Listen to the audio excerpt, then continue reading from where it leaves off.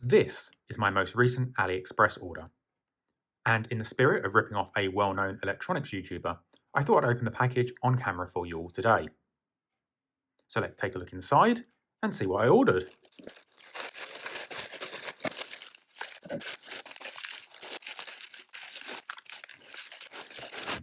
Okay, so that's quite a lot of packages.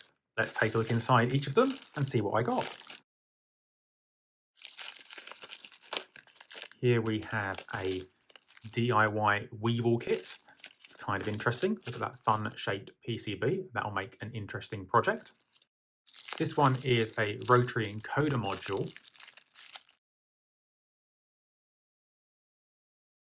So here we are. This is a simple rotary encoder module. So that might be useful for some Arduino projects. And we have a third thing in here as well. Yeah, so this is a simple flashing light kit. So this looks like it's just a very basic flip-flop. Okay, so these are some headphone adapters or repair parts, and I'm thinking about using these for my Arduino-based Altair clone. And here we go. This is a mini Christmas tree soldering kit. That looks like it's going to be a lot of fun. Let's have a little peek inside the bag.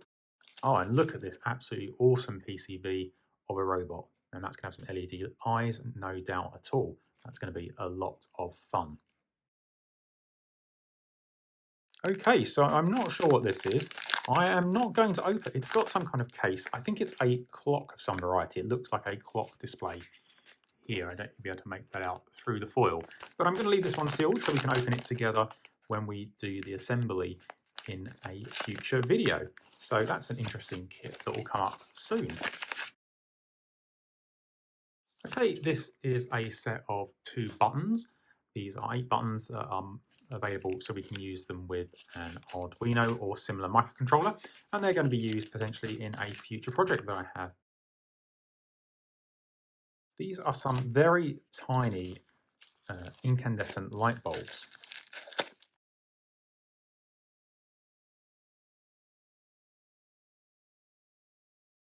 So I've got my power supply here, so let's see if we can illuminate one of the bulbs. Oh, and there we go. So this is illuminating at just 3 volts here, so that's really quite pleasant. Really nice little effect. And these are at 9 volt. So let's turn this up to a little bit like this, about 6 volts.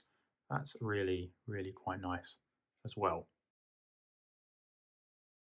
Okay, and this looks like it's just another flashing and sound generating kit based on a 555 timer. So sort of the modern version of the flip-flop circuit we saw with the transistors earlier. Okay, so this little PCB has a bunch of LEDs and a couple of surface mount components as well by looks of it. There's a chip there, and that may well be the CD4060. And we can take a quick peek at the PCB and see what's going on here. Yeah, it looks like there is the 4060, a few driving transistors and a bunch of LEDs and a speaker. So that looks like it's going to be an exciting project as well. 2 inside this one, and it looks like we have a 555 CD4017 light water flowing light.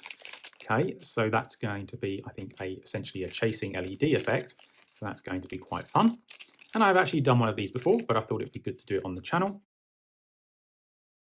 And this is a 555 steady state dual flashing circuit. This looks to be the same circuit we just saw in the other package. So looks like I might actually have 2 of those. Never mind.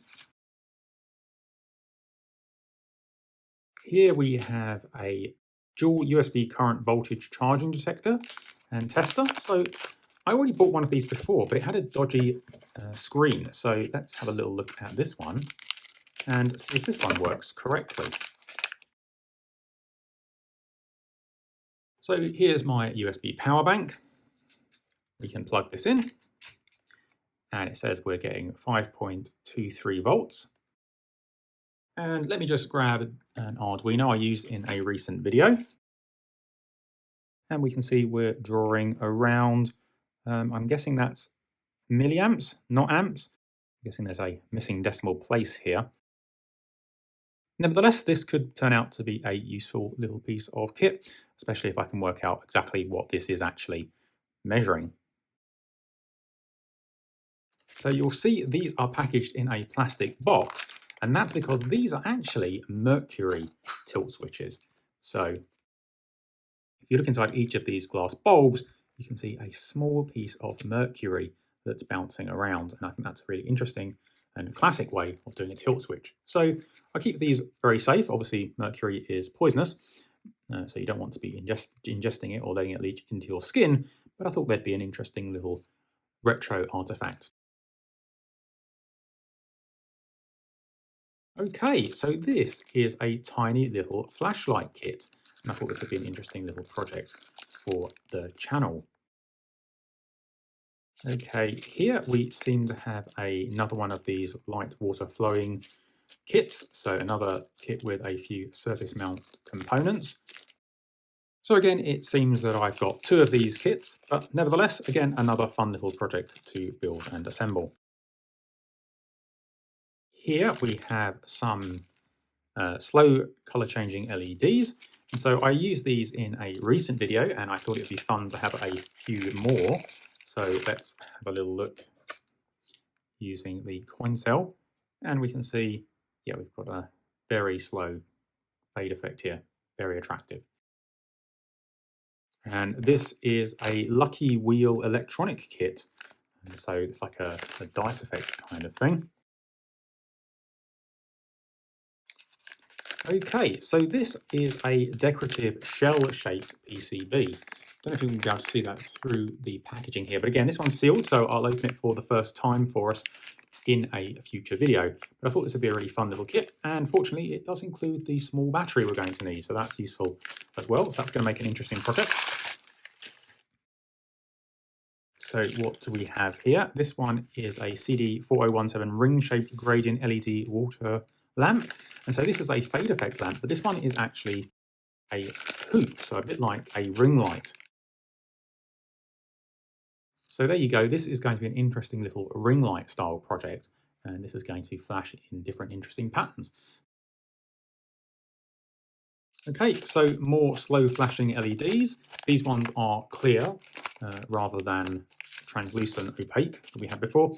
And these ones strangely came with free resistors to allow you to current limit them, which is kind of nice, I suppose. But weirdly, it was cheaper for me to buy them with the free resistors than it was to buy them without. So I bought the dual package.